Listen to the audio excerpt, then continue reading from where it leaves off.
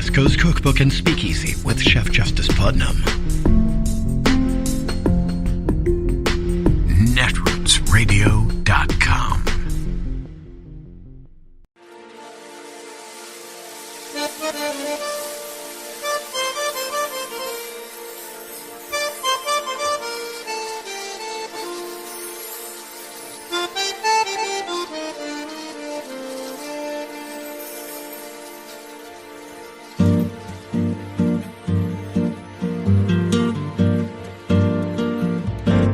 Je voudrais du soleil vert, des dentelles et des théières, des photos de bord de mer, dans mon jardin d'hiver. Je voudrais de la lumière, comme en Nouvelle-Angleterre. Je veux changer d'atmosphère, dans mon jardin d'hiver. Ma fleur sous la pluie de novembre, tes mains qui courent, je n'en peux plus de t'attendre. Les années passent, il est loin, là je tombe. Nul ne peut nous entendre.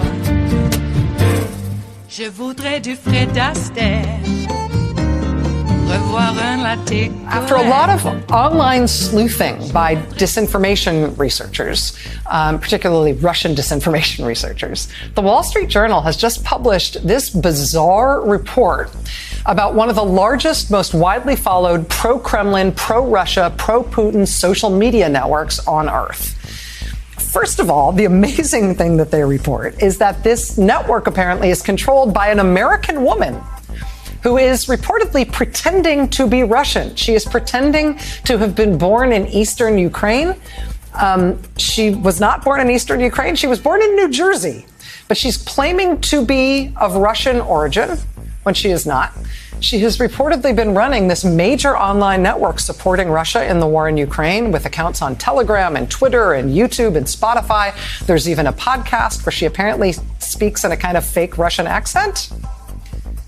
The Wall Street Journal is describing her linked social media accounts as a prominent online voice supporting Russia's war in Ukraine, describing it as among the most widely followed English language social media outlets promoting Russia's views. But again, it's all run by an American woman pretending to be a Russian. And what the Wall Street Journal is reporting now is amazing on a few different levels. You know the classified documents that were allegedly posted online on that gaming server, that Discord gaming server by that 21-year-old Massachusetts Air National Guardsman who's now been arrested? Part of the mystery around that story has not just been how did a kid who looks like he's 11 years old get access to documents that secret. Another part of the sort of logistical mystery of it has been the timing of it all, because this young man allegedly posted all these documents, classified documents. He posted them online starting in December and January, but they didn't come to public attention until much later, until this month.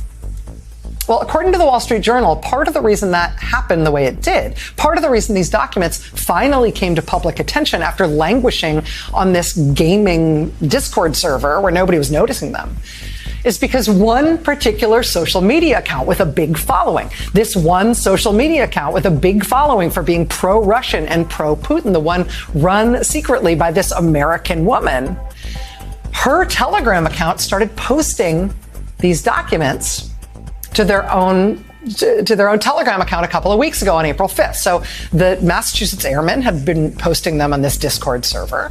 It was this woman, apparently, or at least the network she was running, that circulated them more broadly by posting them on Telegram. She has a large following on Telegram by pro-Russia, pro-Putin, pro-Kremlin interests.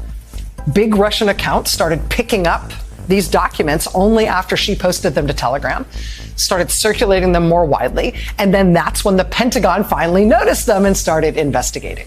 In other words, the documents were basically unnoticed, sitting there on obscure gaming server chat rooms.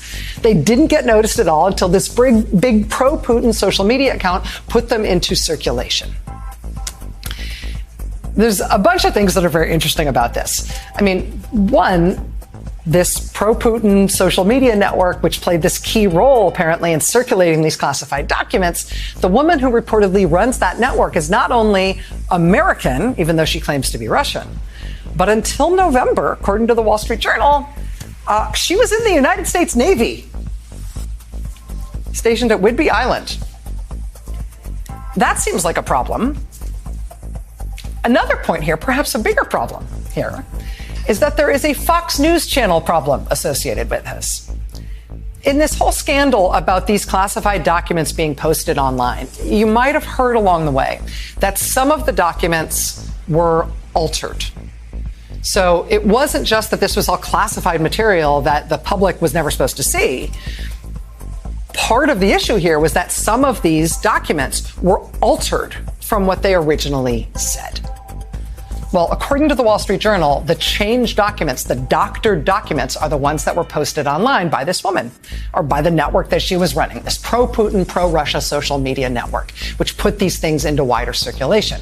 Specifically, what was changed? Well, one of these documents was changed to make Russian casualties in the war look way lower than they were, and to make Ukrainian casualties look way higher than they were. In other words, this one document was doctored to make it look like Russia was doing way better in the war than they actually are, and to make it look like Ukraine was losing really badly. Another way to put it is the way they put it when they discussed it on Fox News. The second thing we learned from these slides is that despite direct U.S. involvement, Ukraine is in fact losing the war. 7 Ukrainians are being killed for every Russian. Ukraine is losing the war. Ukraine is losing the war. 7 Ukrainians are being killed for every Russian. That's not actually what you can learn from the slides. That's what you can learn from the documents that were allegedly posted online by this Massachusetts Air National Guardsman who was arrested that week. But then, in order to get that 7 Ukrainians killed for every 1 Russian killed, in order to get that, you can only learn that from the slides that were crudely doctored by the pro-Russia, pro-Putin social media network that circulated the classified information in the first place, but only reportedly, after changing the documents to try to make it look like Russia's war is going way better than it is. So how did these documents get into circulation? This weird pro-Russia social media network affiliated with somebody who just got out of the U.S. Navy, that is the network that also circulated the fake documents that were altered crudely to make it look like Russia is definitely winning the war and Ukraine is definitely losing. And that's the document that Fox News highlighted on their network last Thursday night.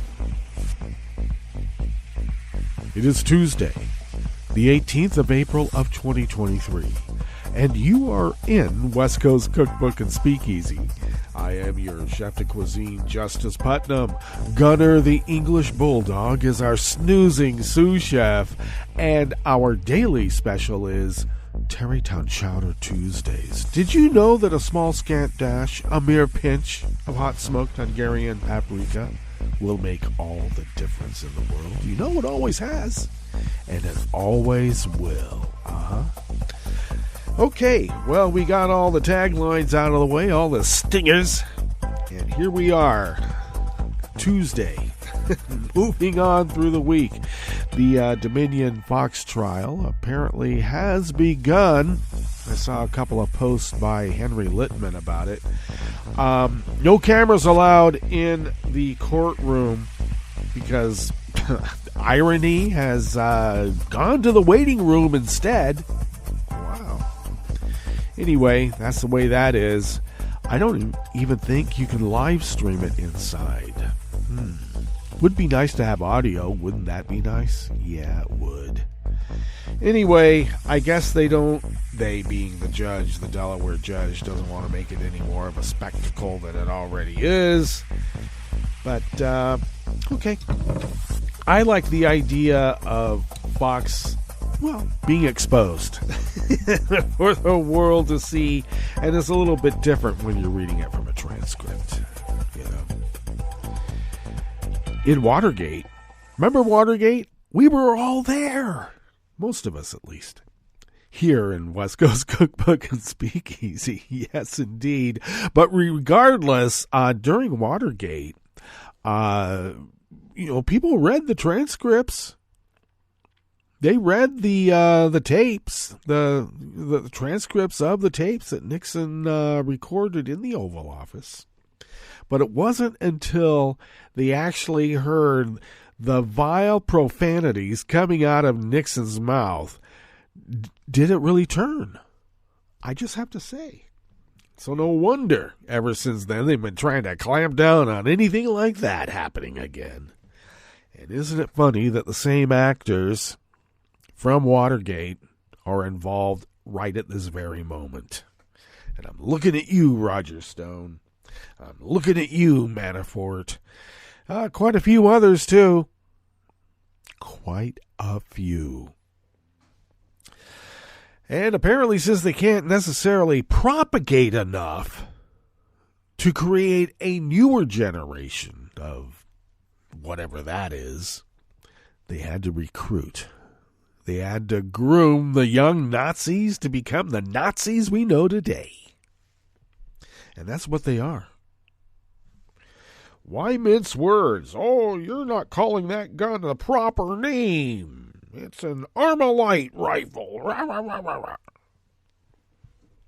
Really? Looks like a battle rifle to me. That's what the cops call it. And a lot of them were in the military. Isn't that weird? All right. Looks like, speaking of which, cops from the military, looks like LAPD, the cops in Los Angeles, they so many have quit, thousands have quit. And Mayor Bass is saying, I guess we'll just have to get a better quality cop then. Finally.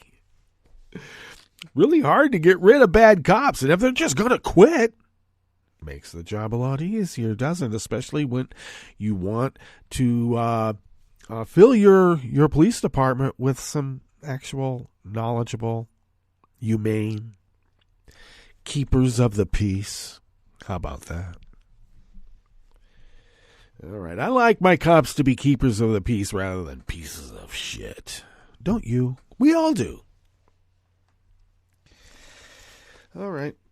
So, we have the ongoing tragedy of homeowners protecting their castle. That's right. A home is a man's castle, and he can do anything he wants to protect that castle. Thus, the castle doctrine.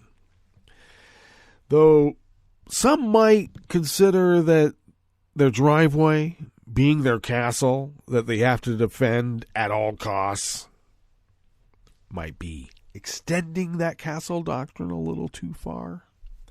Somebody did a Y-turn in your driveway, or you have one of those really long driveways and I don't know, they just drove into your driveway from out of town. Shoot at the vehicle, kill a 20-year-old girl, young woman. And you don't think anything's going to happen? You don't think anything should happen to you? Okay. But, sadly, those sorts of occurrences have been happening for a long time. Well, for as long as the NRA has been flooding our streets and our homes and our communities. Even every backwater village anywhere and nowhere America has guns galore. I got to protect my home from some home invaders. There's a car coming up my driveway. There's a home invader. Shoot him.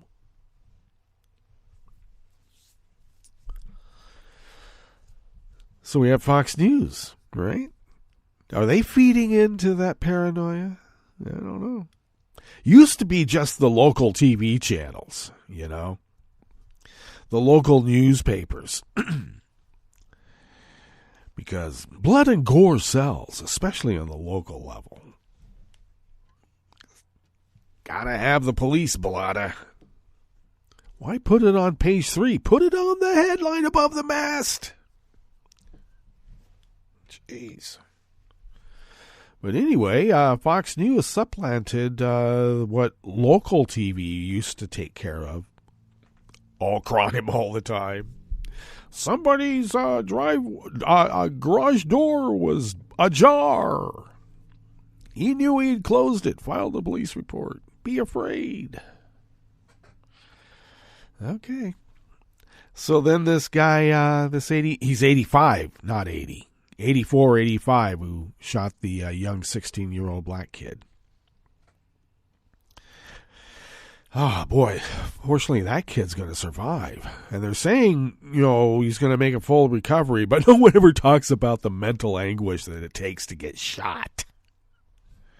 You carry that for a long time. It's no fun getting shot. There is actual PTSD from getting shot. Oh, he's young. He'll get over it. Will he?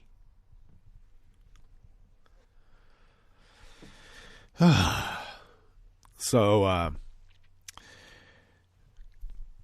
the authorities actually admit that there was a racial component to that. No shit, Sherlock. Right through the window. The guy doesn't even care about his own property. He had to shoot a black kid. Normally, if you're going to destroy your own property, there might be like a controlling part of you that says, do I really want to, shoot through my window? All right. Some people just have to destroy their own stuff, and in the process, destroy lives wherever, your lashing out extends. I'll get it out. Shot right through the window of his front door. Apparently, when they say shot in the head, I hope it was more of a grazing shot in the head. But then the effer stands over the kid and tries to do a center shot, center mass, and hits him in the arm because I think the kid moved. Thankfully. Shot him in the arm. Kid runs off. And then he's knocking on other doors after being shot from knocking or ringing the doorbell at one guy's house, thinking he's picking up his young twin brothers, or twin siblings. Wasn't clear whether they were brothers or boy, girl, or just, they said, twin siblings. Went to pick them up, wrong address, then runs to 3 other addresses knocking on the door, and no one would help him. And then when he was finally helped, the homeowner of that place told him to get on his knees and put his hands up, and that's when the kid passed out. They don't say who called 911 to say there was a passed out black kid on my doorstep. Get him out of here. I don't think it was that kind of accent, actually.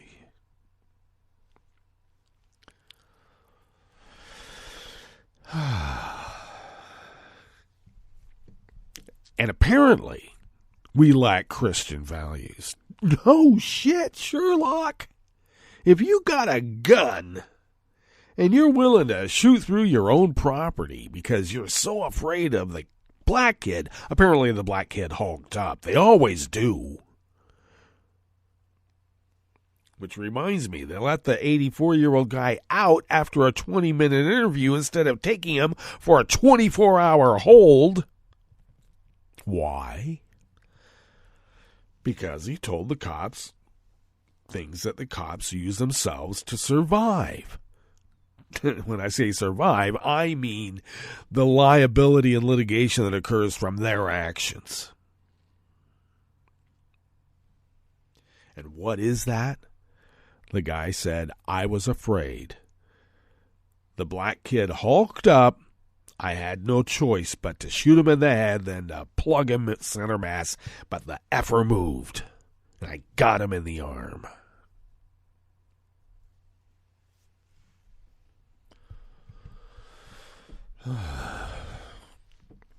So, now that was exposed, and they have to now press charges. Not attempted murder. No, not attempted murder. In spite of the fact there was a racial component involved, as admitted to by the officials there.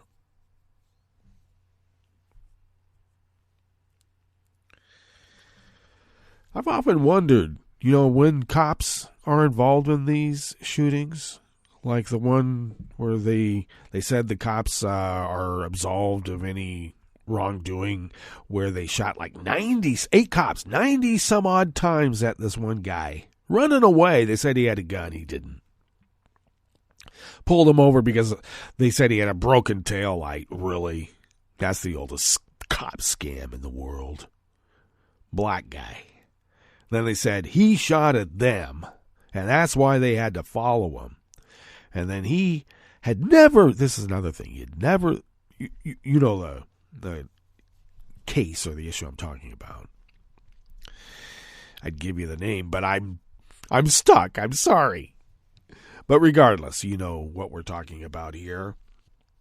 The guy had never had even a parking ticket.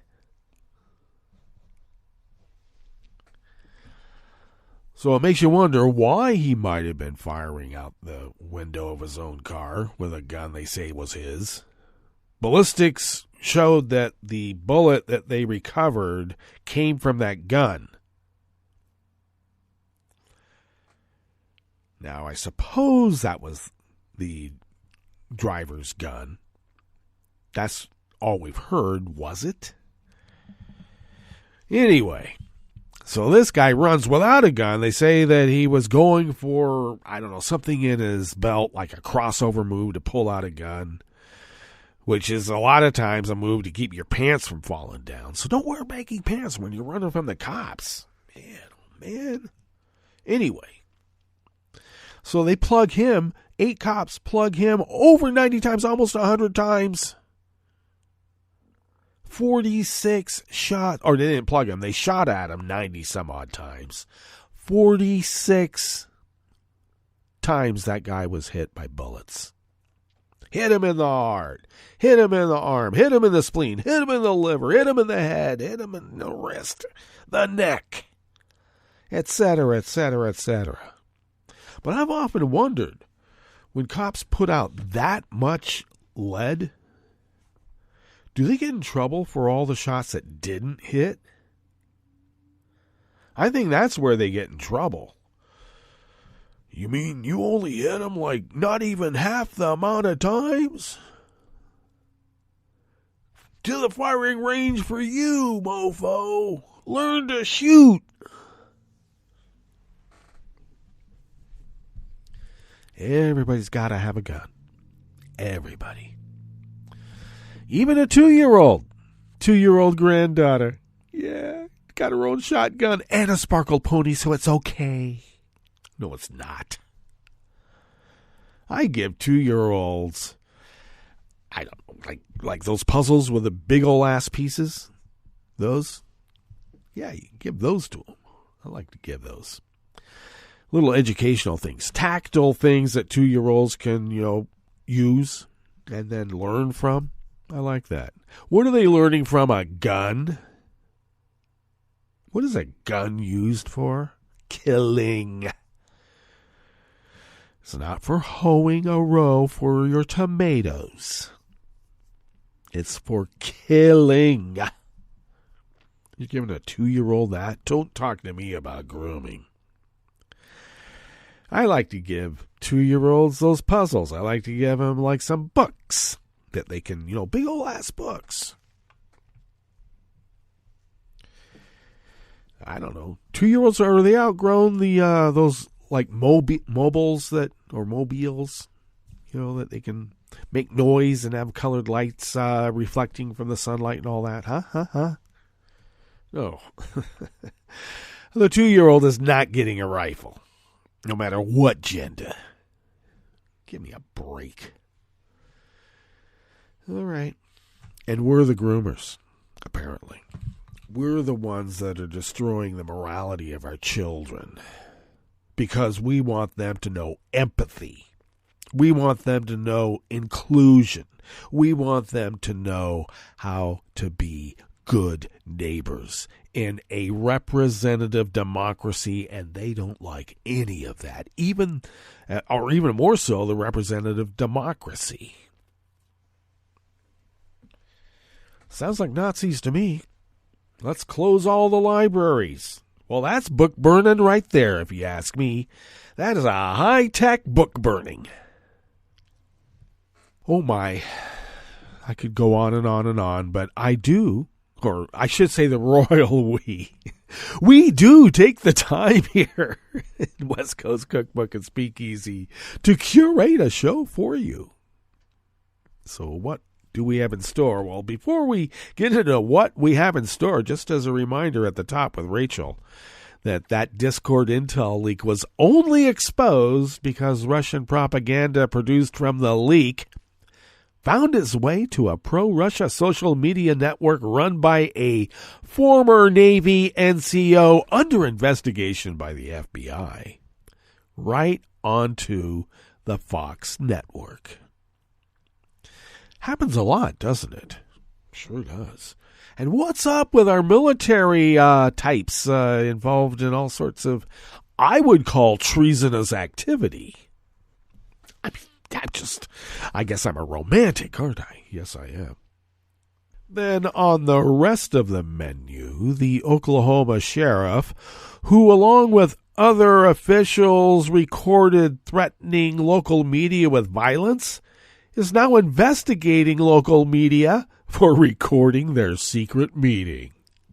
A federal appeals court overturned Berkeley, California's ban on natural gas in new construction, and a bill in Washington state to establish a minimum marriage age of 18 has stalled again in the legislature. Yeah, they like their child brides there, don't they? After the break, we move to the chef's table where the G7 vowed a tough, unified stance on Russia's war, and the Canadian Broadcasting Corporation paused its use of Twitter after Elon Musk stamped its account with a label the public broadcaster says is intended to undermine its credibility. All that and more on West Coast Cookbook and Speakeasy. Bon appetit.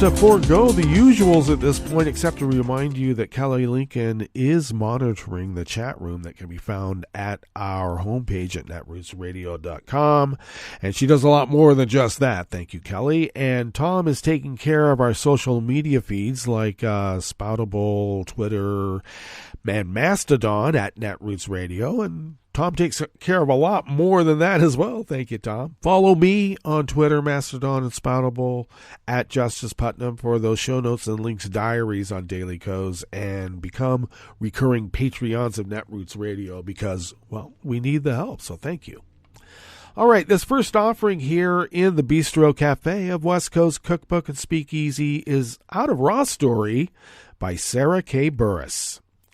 A county in southeast Oklahoma was exposed over the weekend for breaking the state's open meeting laws after a leaked recording revealed a local sheriff and several McCurtain County commissioners discussing hiring hitmen to murder local newspaper reporters. County officials also discussed lynching people and beating them up. As local KGRH reported last night, Monday night, the McCurtain Gazette's publisher, Bruce Willingham, was told that he and his family should flee town for their own safety. The publisher's son, Chris Willingman, has written at least 30 articles alleging corruption involving the McCurtain County Sheriff's Office over the last few years, KGRH reported. In a statement posted to the McCurtain County Sheriff's Office Facebook page, the department painted themselves as the victims and said that they were now investigating the reporters for recording the conversation in violation of communications crime. They had a secret meeting in violation of sunshine laws. The reporters and publishers suspected that they had been having them. And so they left a voice-activated recording device in the meeting room, and it activated during a secret meeting. So, okay. The sheriff's office said that the last 72 hours has been amongst the most difficult and disruptive in recent memory. This is a very complex situation and one we regret having to address because no one ever likes getting caught in this kind of BS. And they're citing the Oklahoma Security of Communications Act, Title 13, Chapters 176.3 and 176.4, which states that it is illegal to secretly record a conversation in which you are not involved and do not have the consent of at least one of the involved parties. There is a significant number of victims of this criminal activity, and it has taken significant effort and time to identify them and corroborate evidence. The statement continues. It cites the Oklahoma mandate that at least one person knows that they are being recorded. The sheriff appears to be saying that because the paper was not present, it means there was no consent. The publisher left the recorder in the room. It is voice activated, and it is unknown if the recorder was in full view of the officials. Many of these recordings, like the one published by media outlets on Friday, have yet to be duly authenticated or validated. The sheriff's office continued, our preliminary information indicates that the media-released audio recording has, in fact, been altered. The motivation for doing so remains unclear at this point. That matter is actively being investigated. In addition to being illegally obtained, the audio does not match the transcription of that audio and is not precisely consistent with what has been put into print. Multiple agencies are assisting in this ongoing investigation. As a result of the press release that went out, a large number of threats and violence, including death threats, have been made against county employees and officials, their families, and friends. All right.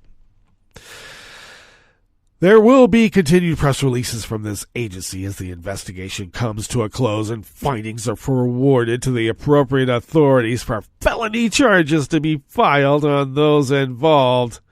The sheriff's Facebook post continued. A local resident, Madison PV, told the station that she wants authorities to investigate more cases, including her missing father and the mysterious death of her friend. Now, the reason that that's being stated is because these officials cited the work of a previous sheriff from not very long ago who did all the things that they're not able to do now, like lynch people, beat the crap out of them, throw them into the local reservoir to drown. The paper is set to release more recordings and articles this coming Thursday.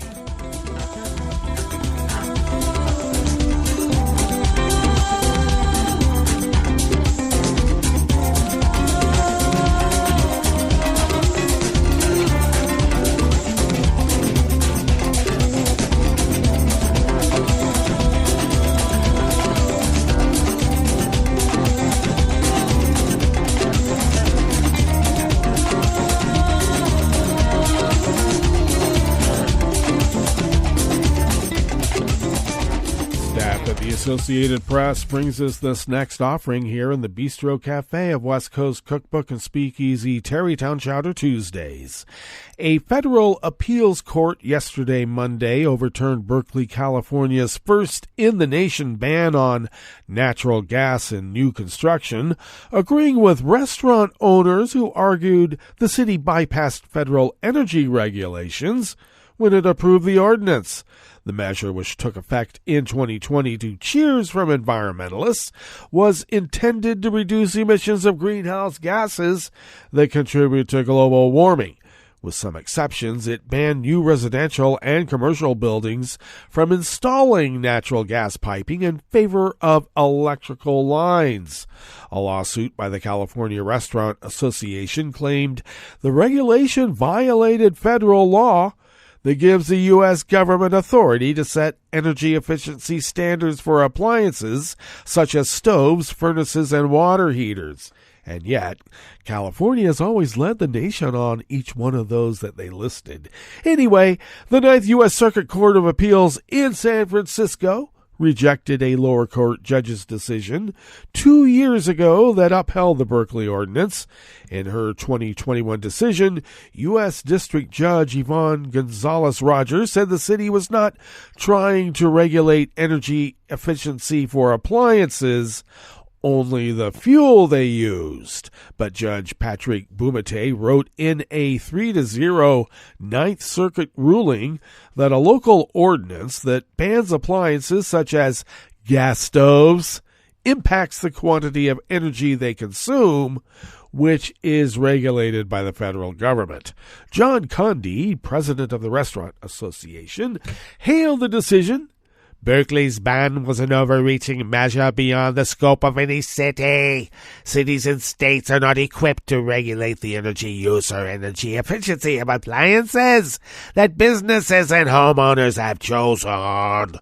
Energy policy and conversation is an issue with national scope and national security implications, Conde said in an accent no one has ever heard any time in their lives.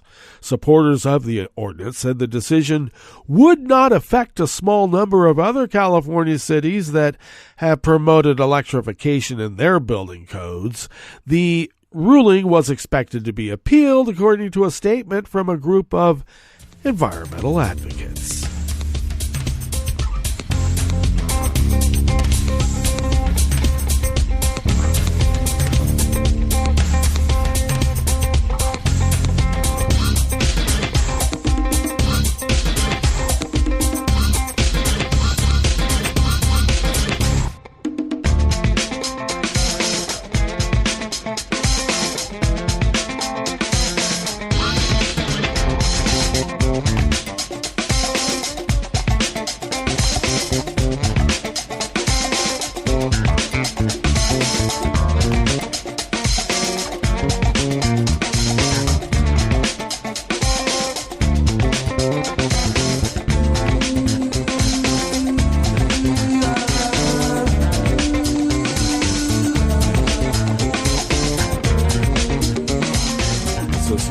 Staff brings us this final offering here in the Bistro Cafe of West Coast Cookbook and Speakeasy.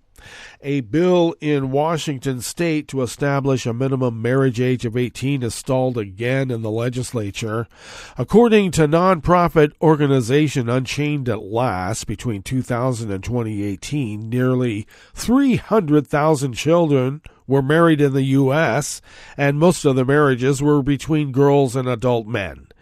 In Washington state, 4,831 people younger than age 18 were married between 2000 and 2018, and Washington is one of just a handful of states that do not specify a minimum age for marriage. House Bill 1455 seemed to have momentum in early March when it unanimously passed the Washington House, but it languished in the Senate, where it did not get voted out of the State Law and Justice Committee in time to meet a deadline.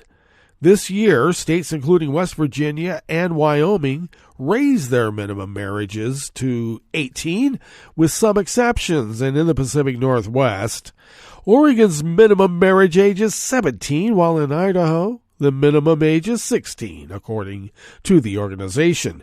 Children of any age can still get married in Washington state. If they're 17, they can do so with parental consent, and if they're younger than that, they need approval from a judge. Many Americans are not aware that child marriage is an issue, and There's no organized opposition to ending child marriage, but state lawmakers have not prioritized changing the law. Democratic Senator Menka Dhingra of Redmond, who is chair of the Law and Justice Committee, told the Seattle Times she had to evaluate which of the 65 bills that were sent to her committee needed to pass this year. I look forward to giving it a hearing next session, Dhingra said. And the legislative session ends on Sunday, and lawmakers will reconvene again in early 2024. Well, that gives them time to think about it, right? Or not. Well, let us now go to our break, and when we get back from that break, we will go through weather from around the world, and we will finish up with the stories that we have curated for you today. You are listening to West Coast Cookbook and Speakeasy, and we will be right back. You are listening to netrootsradio.com. Please hang up and try again.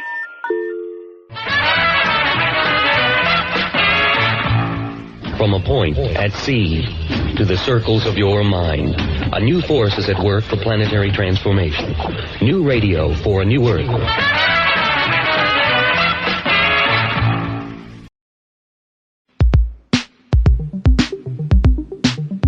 This is Scientific American's 60-Second Science. I'm Ashley Papp.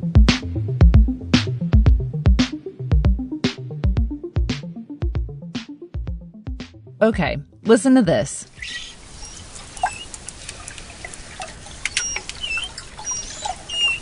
If you had to guess, what would you say made those sounds? Did you guess that they were from a blubbery, 10-foot-long sea cow, otherwise known as a manatee?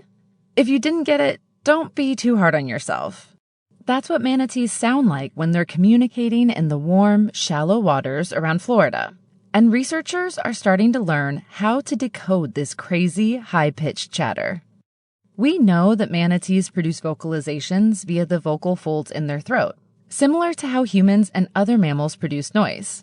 They use their voices for talking to each other, and probably not for echolocating like dolphins do. And while previous research has documented the noises, new work looked into connecting how manatee chatter in the wild is related to behavior in different social settings.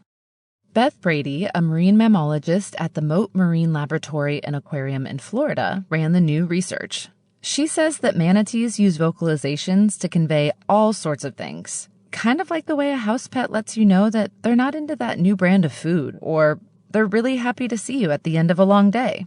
If you have a dog or a cat, you can tell by the way your cat meows or your dog barks whether or not it wants to go outside, whether it wants to play, but they're still using that bark or just that meow. And manatees are the same way, and they change the pitch of the sound and the structure of the sound just a little bit to convey different meanings. Manatees are solitary marine herbivores. They spend a lot of time grazing in shallow waters, hence their affectionate nickname, the sea cow. According to Brady, manatees are generally shy, gentle creatures that can be difficult to approach in the wild, and therefore tough to really study. All in all, Brady and her team spent about 7 years recording manatee vocalizations. They would drop a hydrophone off the side of a kayak while they paddled through fields of seagrass or cruised near freshwater river mouths. And they would also jot down notes about what the manatees were doing while they were making noise. The team analyzed each of the recordings using computer software built for bioacoustic research and conservation work. They dissected the sound waves of each vocalization and looked at things like how long the call lasted and each sound's frequencies. They learned that 99% of the vocalizations that they recorded fell into 3 types of sound. And because each recording was attached to an observation of the manatee's behavior at the time of the call, they were able to relate certain noises with specific behaviors. And that's how they started to make sense of the chatter. The squeal, or was the top call recorded during cavorting, or social play and frisky behavior. Stressed out manatees almost exclusively produced this noise, which is described by Brady and her team as the squeak. This call, the high squeak, was mostly used between a mother manatee and her calf. The findings were published in the journal Marine Mammal Science.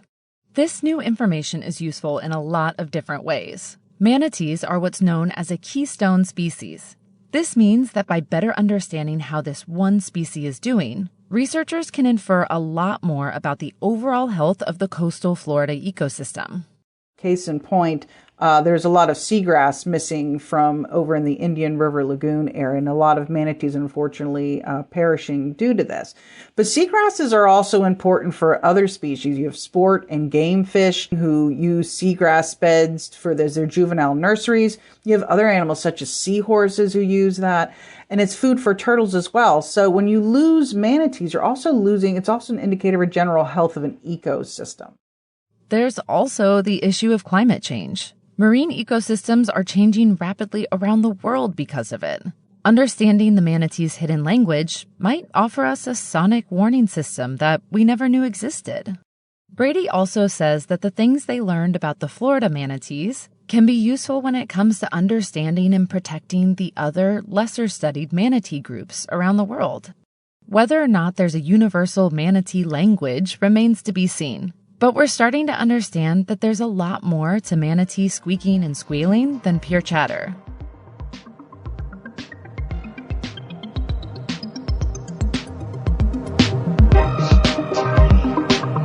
For Scientific American's 60-Second Science, I'm Ashley Papp.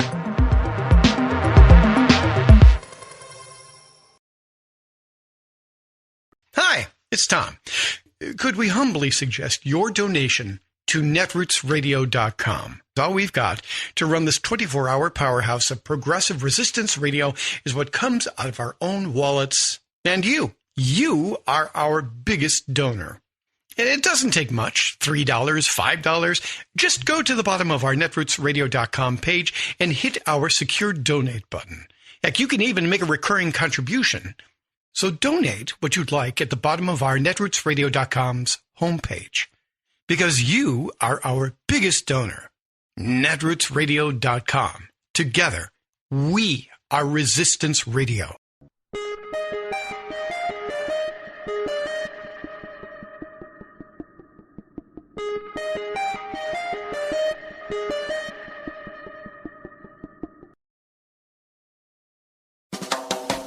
You are listening to 60 Second Civics from the Center for Civic Education. I'm Mark Gage. After repealing the Hated Stamp Act in 1766, the British Parliament passed the Declaratory Act, asserting Great Britain's full power and authority over the American colonies. A little more than a year later, in June 1767, Parliament passed the Townshend Revenue Acts, which levied new taxes on items such as tea, paper, and glass. In response, a group of American women calling themselves the Daughters of Liberty led boycotts of English goods and committed themselves to producing cloth and other staples that would help the colonies become economically independent from England. Parliament also gave new powers to revenue officials. Writs of assistance, or general warrants, gave these officials broad authority to search and seize colonial property. Colonists charged with various crimes were transported to Nova Scotia or England for trials that were frequently delayed. The British sent troops to the colonies to maintain order and facilitate tax collection. In 1770, a conflict broke out between British troops and colonists in Boston, resulting in the Boston Massacre, where 5 colonists were killed. That's all for today's episode, 60 Second Civics, where civic education only takes a minute.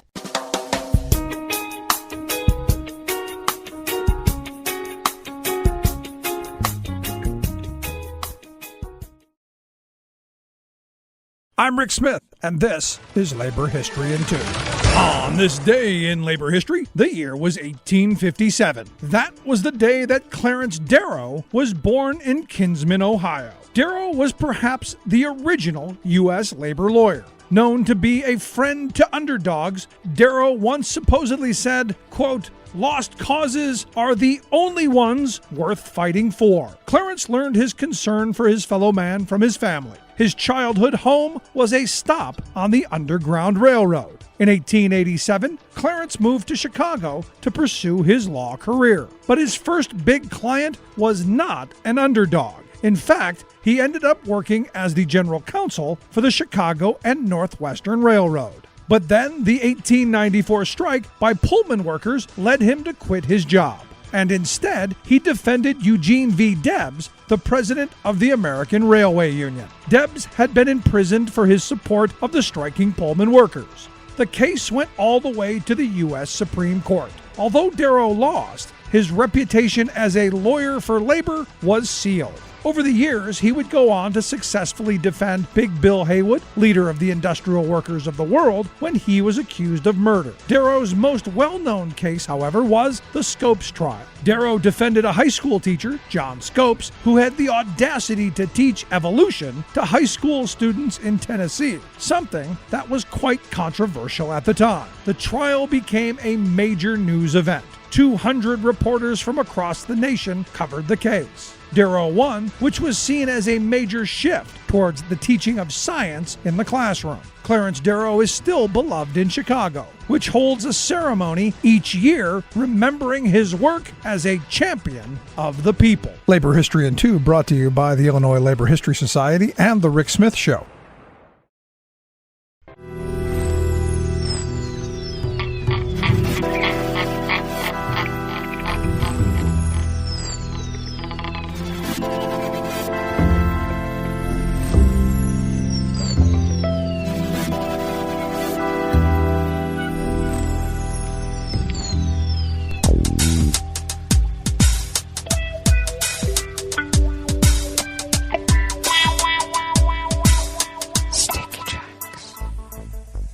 Thank you for accompanying us here to the chef's table at West Coast Cookbook and Speakeasy Tarrytown Chowder Tuesdays.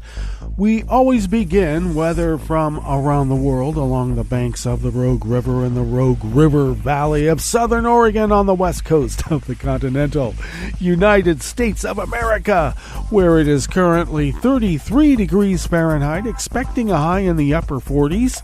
A mix of clouds and sun during the morning, and we'll looking also for some continuing rain showers a little bit later this morning, and should get a little bit of clearing for the afternoon. Highs once again in the upper 40s, winds out of the west-southwest at 10 to 15 miles per hour, and then becoming cloudy with occasional light rain overnight. Lows in the mid-30s, winds out of the south-southwest at 5 to 10 miles per hour.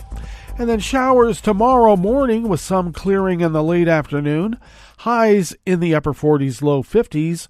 Winds out of the west-southwest at 10 to 15 miles per hour. Grass pollen is rated moderate right here in our little town of Rogue River. The air quality index for the region is in the good range at 33 parts per million. And that daytime UV index is high at level 7, so take care. Slather on the SP15 or greater.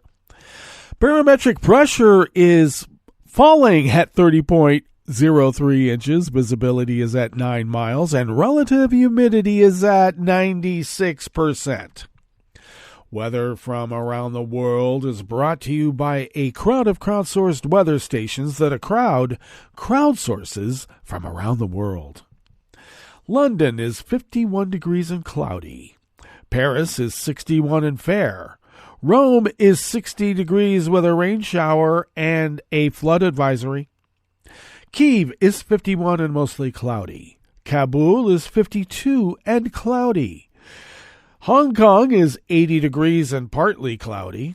Tokyo is 54 and mostly cloudy. Sydney, Australia is 60 degrees and fair.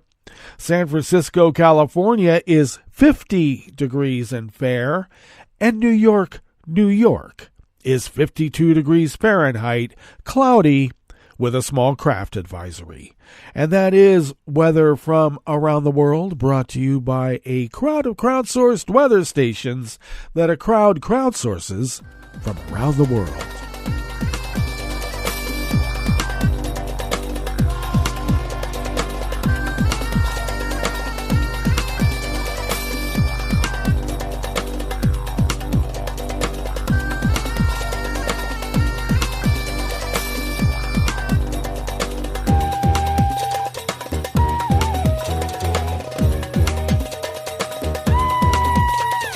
Esther Klug, Matthew Lee, and Mari Yamaguchi of the Associated Press brings us this first amuse-bouche here at the chef's table at West Coast Cookbook and Speakeasy, Tarrytown Chowder Tuesdays. Top diplomats from the group of 7 wealthy democracies vowed a unified front against Chinese threats to Taiwan and Russia's war of aggression in Ukraine, saying at the close of their meetings today that they were committed to boosting and enforcing tough sanctions against Moscow. The G7 communique laying out their commitments also included strong words over an unprecedented run of North Korean missile tests, but it was China's growing assertiveness in Asia and Russia's invasion of Ukraine that highlighted the 3-day summit hosted by Japan in this hot springs resort town of Karazawa, Japan. There can be no impunity for war crimes and other atrocities such as Russia's attacks against civilians and critical civilian infrastructure, the minister said.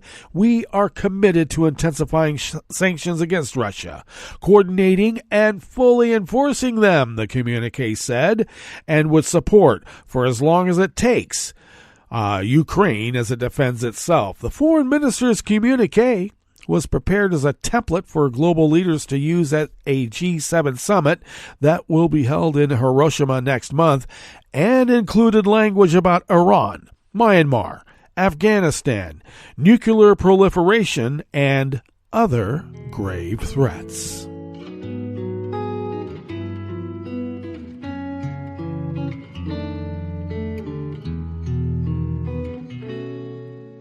Je te donne ce mon amour pour la vie entière, la promesse de me trouver à tes genoux. Aussitôt que tu m'appelles, rester toujours fidèle, c'est tout, c'est tout. Je te donne tous mes printemps, mes étés de mer, mes automnes quand les feuilles tombent partout. Si ce n'est pas une bonne affaire, je te donne tous mes hivers. Rob Gillies of the Associated Press brings us this final amuse-bouche here at the chef's table at West Coast Cookbook and Speakeasy. The Canadian Broadcasting Corporation paused its use of Twitter yesterday, Monday, after the social media platform owned by Elon Musk stamped CBC's account with a label the public broadcaster says is intended to undermine its credibility. Twitter labeled CBC Radio Canada government-funded media, the same label that prompted National Public Radio in the U.S. to similarly quit Twitter last Wednesday. Twitter can be a powerful tool for our journalists to communicate with Canadians, but it undermines the accuracy and professionalism of the work they do to allow our independence to be falsely described in this way, CBC spokesman Leon Marr said in a statement announcing the change yesterday afternoon. Consequently, we will be pausing our activity on our corporate Twitter account and all CBC and Radio Canada news-related accounts, the statement said. CBC has sent a letter to Twitter asking the company to re-examine the designation. Musk later tweeted about it and changed it to 69% government-funded media because Elon Musk is a dick. CBC does not meet those criteria, Marr argued, because it is publicly funded through a parliamentary appropriation that is voted upon by all members of Parliament, and its editorial independence is protected in law in the Broadcasting Act. The CBC's board of directors determines how the funding it receives is spent. Opposition Conservative Party of Canada Pierre Poilievre had urged Twitter to label CBC Canadian Prime Minister Justin Trudeau criticized Poilievre for what he called an attack on foundational Canadian institutions. Twitter initially had labeled NPR's main account as state-affiliated media, a term also used to identify media outlets controlled or heavily influenced by authoritarian governments such as Russia and China. Twitter later changed the label to government-funded media, but to NPR, which relies on the government for only a tiny fraction of its funding, it is still misleading. Twitter earlier responded to a request for comment about why the label was applied and whether it would be removed or changed, with an auto-generated email bearing a poop emoji, because Elon Musk is not only a dick, he's also a shithead. Well, that brings us to the end of our broadcast period for the day, but you do know Netroots Radio broadcasts on, and we will meet up here tomorrow for Smothered Benedict Wednesdays. So do stay tuned to Netroots Radio all day and all night for all the breaking news as it breaks, and we will meet up here tomorrow, right here in West Coast Cookbook and Speakeasy. Bon appetit.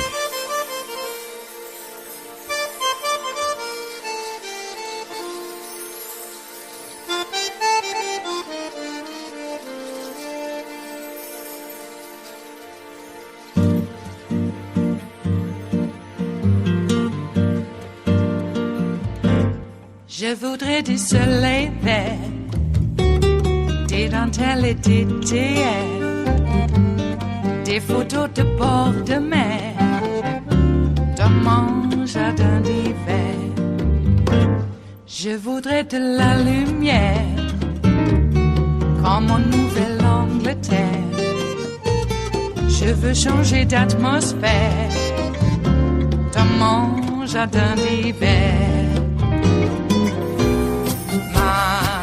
Ma fleur sous la pluie de novembre, tes mains qui courent, je n'en peux plus de t'attendre.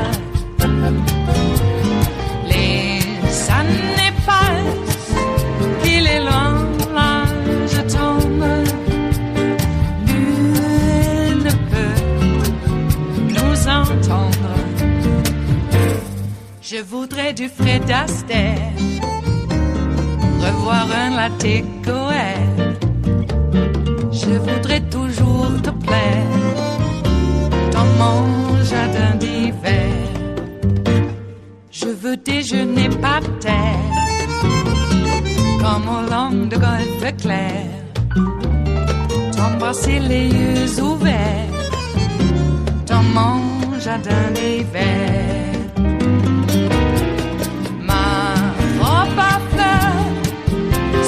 Pluie de novembre, tes mains qui courent, je n'en peux plus de t'attendre. Les années passent, il est loin l'âge tombe, nul ne peut nous entendre.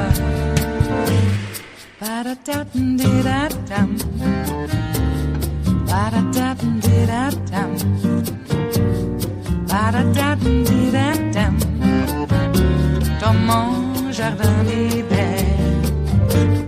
Ba-da-da-dum-di-da-dum, ba-da-da-dum-di-da-dum, ba-da-da-dum-di-da-dum, dans mon jardin d'hiver, dans mon jardin d'hiver, dans mon jardin d'hiver.